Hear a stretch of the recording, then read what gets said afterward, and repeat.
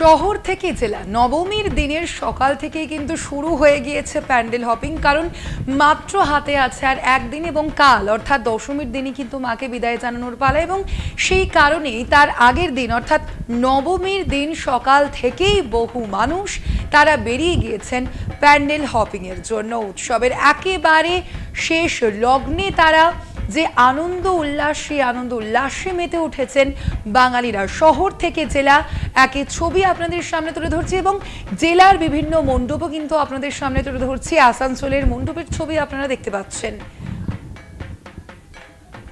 আসানসোল থেকে সরাসরি রয়েছেন আমাদের প্রতিনিধি উৎপল পাথর। উৎপলের সঙ্গে কথা বলবো আমরা। উৎপল, প্রথমে তোমাকে জানাই মহানবমীর শুভেচ্ছা। উৎপল, আজ সকাল থেকে জেলার যে বিভিন্ন পুজো, সেই পুজোগুলোতে ভিড় কেমন? এই মুহূর্তে তুমি কোথায় রয়েছো?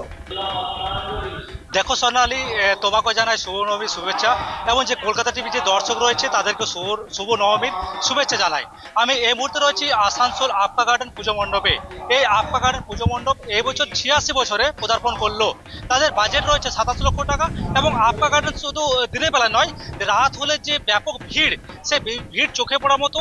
এবং তার ফলে যে এলাকার মানুষ, যে পার্শ্ববর্তী এলাকার মানুষ, তারা দিনেও ভিড় জমেছেন এই পুজোর থিম দেখতে। এই পুজোর থিম রয়েছে রাজস্থানের মন্দির। এই মন্দির বানানো হয়েছে কাঁচ, পুঁথি সব বিভিন্ন জিনিস দিয়ে বানানো হয়েছে প্রায় 3 মাস ধরে, এবং তারা বিশ্ব বাংলা থেকে ইতিমধ্যে সম্মানিত হয়েছেন। আমি জেনে নেবো যে এই পুজো দেখতে এসছেন এক ভদ্র মহিলার সাথে। আপনি এখানে কেমন দেখলেন পুজো? খুবই ভালো দেখলাম, খুব ভক্তি ভরে পুজো হচ্ছে, প্যান্ডেলও খুব সুন্দর হয়েছে। এই জায়গাটার একটা আলাদাই মাহাত্ম্য আছে।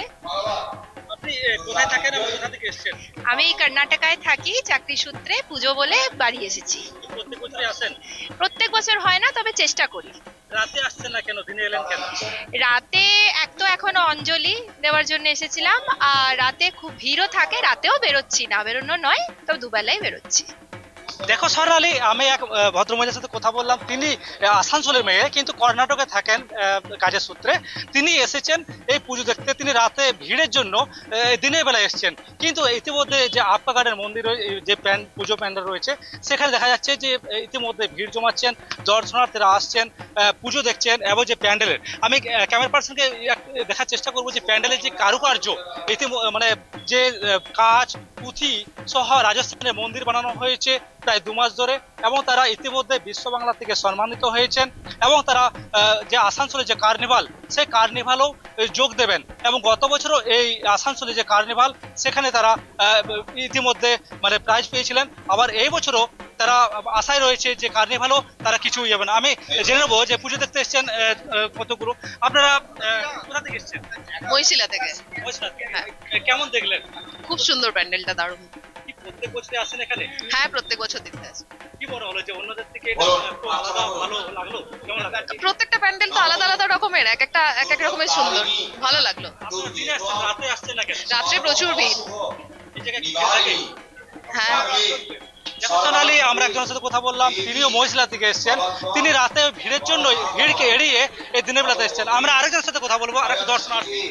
আপনি কেমন দেখলেন প্যান্ডেল? খুব ভালো লাগলো, খুব ভালো। এই যে এক চালায় মায়ের প্রতিমা দেখে খুব ভালো লাগলো। রাতে আসছেন না কেন, দিনে আসছেন? সেম, খুব ভিড়ের জন্য। হ্যাঁ, প্যান্ডেলটা অসম্ভব সুন্দর লাগলো, আর মায়ের প্রতিমাটা এক চালা।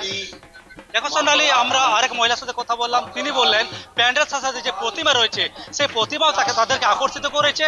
এবং এখানে যে ভিড় হয় রাতের বেলায়, সেই ভিড়কে এড়িয়ে দিনের বেলাতেও কিন্তু দেখা যাচ্ছে যে লাইন দিয়ে এখানে পুজো দেখতে আসছেন। সোনালি, ধন্যবাদ।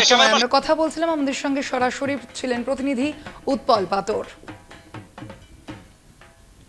মহানবমীর দিন সকাল থেকেই আজ দেখতে পাচ্ছি বিভিন্ন যে শহর থেকে জেলার মণ্ডপে মণ্ডপে ভিড় চোখে পড়ছে, এবং একই সঙ্গে উৎসবের যে শেষ লগ্ন, সেই শেষ লগ্ন কিন্তু সেই শেষ মুহূর্তের যে আনন্দ, সেই আনন্দ চেটে পুটে নিতে চাইছেন বাঙালিরা। এবং সেই কারণেই কিন্তু নবমীর সকাল থেকেই তারা ভিড় জমিয়েছেন বিভিন্ন মণ্ডপে মণ্ডপে।